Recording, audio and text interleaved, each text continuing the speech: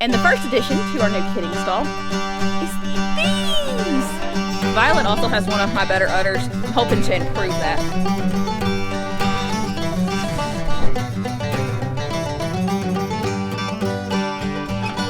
We've talked about it over and over and over again, and it is almost kidding season. And by almost, I mean I have 2 goats that I'm watching super close, but no kids just yet. But we are going to talk a little bit more and show y'all some goats and show you some signs that we look for in kidding. First thing we're going to talk about, all my girls are finally out in the pasture because it's somewhat, well, almost all my girls are out in the pasture. Because it is not warm by no means, but it is sunny, and that is good. So they are out so I can show you without being mauled. If y'all have been watching, you know we built a new kidding stall, and I'm going to give you a tour of our new kidding stall. And the first addition to our new kidding stall is these. 1, 2. We have Wi-Fi accessed barn cameras now, and I am so excited. So we have 2. We have this one that is pointing straight to the kidding stall, and there's no blind spot in there. And then we have this one, which is covering most of the rest of the stall. There is a blind spot right here, and then also like right here. So I'm gonna add some more cameras later, but for now I have Wi-Fi access barn cameras, which is awesome, which means when we are away from the house, I can check in on the goats periodically, and it's such a peace of mind just being able to pull up and see what everyone's doing. Miss Laramie is in isolation again, and she's not happy because everyone has left her. If you don't have access to Wi-Fi, which we didn't for many years, we just got Wi-Fi. I'm gonna try to show you this best I can. Up there at the very top is a baby monitor, and we have used that baby monitor camera for several kidding seasons. It's pointing down because that's where our old kidding stall was, right there. And it did okay. The big downfall is I could not check it when we weren't at the house, and it was kind of weak on the far side of my house. So like during the day, it was kind of useless when I was like in the kitchen, in the living room. When I was in the kitchen, in the living room. When I was sleeping, it was fine because our bedroom is the closest to the barn from our house. Ma'am. Laramie is in the kidding stall, and everyone has left her to go out in the field, and she's not happy. She is still struggling on that one of her front legs, so I isolated her again just so no one's picking on her, because that's been a problem since she's the weak link. And we're probably going back to the vet on Friday to have her looked at again. Her weight has picked up drastically since I filmed her video. She's still eating great, she's still doing good. That front leg that first started to buckle is still just struggling, and it feels like, I think we're 3 weeks post the issues, and it had improved, and then it got worse, and then it improved again, and now we're kind of back where we started. Her other leg is perfectly fine, so we're probably going back to that tomorrow. But it's not what this video is about. Oh, here comes everyone else. It's about our kidding stall. So I showed you that. I'm sitting in the floor, and this is our hog panel back here over my head, and we were having issues with the other goats sticking their heads through here, and goats sticking their head out, and someone was going to get hurt. So I zip tied some chicken wire up here, and this also will prevent babies from popping out, which was something we knew we were going to have to do from the very start.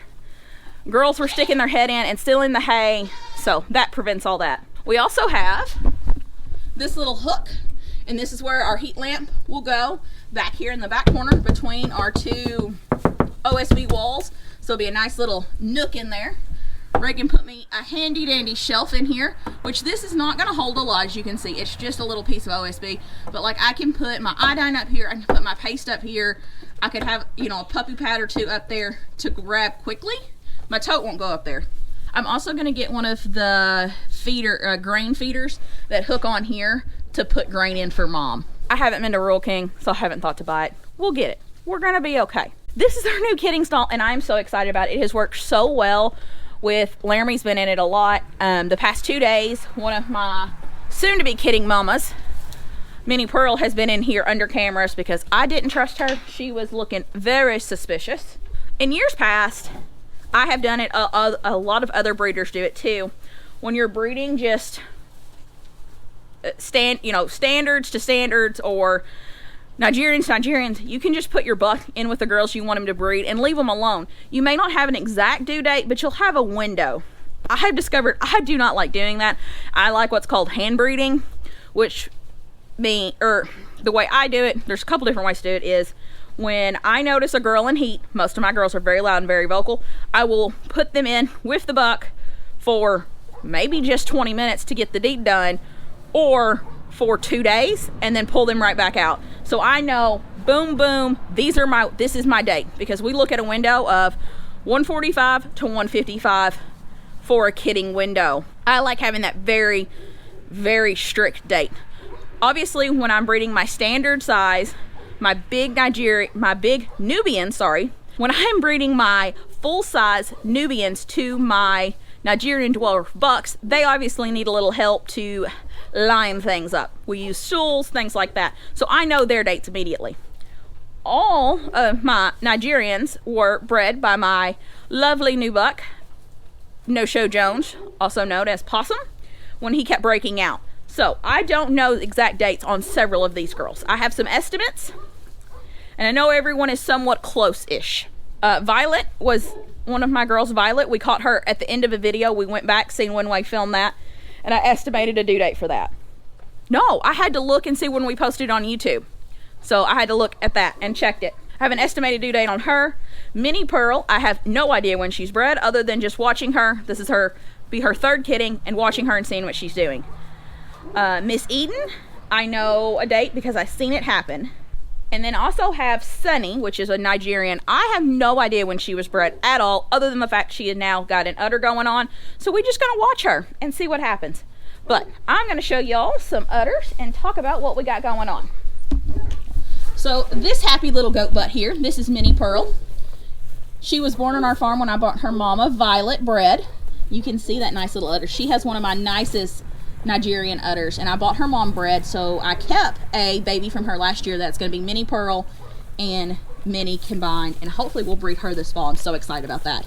But nice cute little udder going on. I've had her under cameras for a couple days because she has the most udder development, and I think she will kid first. But her and Violet are playing who can kid first, basically. And here's Miss Wide Load. There's Miss Violet. Oh, she's gonna go scratch. Oh, no, she's gonna scratch. And we can see her udder. Well, she's gonna walk away from me. Violet also has one of my better udders. The big thing with her is she has very small teats. She's not hard to milk, she just has small teats. I'm hoping to improve that. I want to keep a doling out of her. She's bred to Possum this time. We are kind of experimenting with to make sure he's not gonna throw multiple teats. And if he throws multiple teats, I probably won't. I will not be keeping him. So let's cross our fingers that doesn't happen. And then Miss Eden here. There's our little udder on her. And she's kind of hard to see her udder because she's so fuzzy. She has always been very fuzzy. I have never clipped her. I do not have a pair of clippers for one that can handle goat hair. It's just not something I've invested in. I probably need to, because her and Rosemary are both very hard. I mean, they're furry. They're very fuzzy goats. And this is Miss Rosemary here. She is a little bit of meat goat and a lot of Nigerian.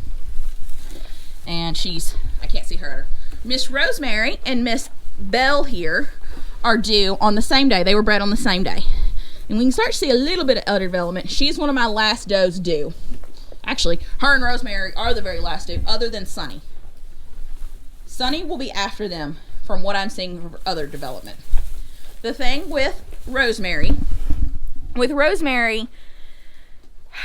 what we seen last year is her udder doesn't necessarily, it's a very soft udder. It does not get very firm. Hi, baby. We'll talk about you in just a second. The giant is wanting attention. You want to talk? You were second to last due. Her udder just doesn't get very firm or very full, so we don't see we see udder development. It's a very soft udder. And then a week before, Miss Belle and Miss Rosemary, we have Dawn. She needs a potty break. Hold on one second. Fun fact, in case you didn't know, goats do not have a sphincter muscle, so they cannot control when they poop. It is impossible to potty train a goat.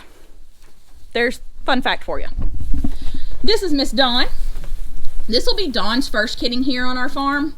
I do not know what she has. In years past, I bought her bread from a lady who needed to move, and I absolutely love this goat. I cannot wait to have some kids, and I'm hoping she gives me a doeling because I plan on keeping one of her doelings, especially if it's spotted. Maybe if it's even not. She is also bred to Benji, the same as Belle and Rosemary. And Miss Dawn, quite like Miss Rosemary, doesn't necessarily get super full in her udder. She produces wonderfully. She just doesn't look heavy. If you've been here for a while, you kind of remember Miss Belle's udder, and her udder gets big and heavy and looks cumbersome. Miss Dawn does not do that, but she still produces wonderfully. And I think, yeah, that's 6. We have 6 does due total, and we will put a list of their official due dates or estimated due dates. And I'm really hoping, with the help of the cameras, with being more observant on my part, because sometimes I don't. Years past, I've seen the signs and knew that goat was going to kid that day and completely missed it until afterwards when I looked back. This time of year, if someone wants to go through my phone, they're going to see a ton of goat pictures. I take a ton of pictures of their udders and their rear ends to kind of document so I can watch their udders and stuff grow. So next year, I kind of have a window and be like, oh, that was 5, 6, 7, 8 days before she kidded, and kind of know where she's at, just for a little peace of mind. It helps me. It also, with like with Belle, the big sign for her that she was going to kid that day is her milk went from just in her udder to down in her teat that morning. And that was, she's about to kid. And she did. And I missed it until later when I looked back at that picture and seen it. But I think that is all I have for you today, guys. It's a pretty short video. It is cold. The girls are, kind of moving around slow. If y'all have any questions about kidding, or have any questions about anything else, let me know in the description and we'll get back to you. I'm Megan from the GWP Homestead, and be sure to subscribe for some little goat hops coming soon.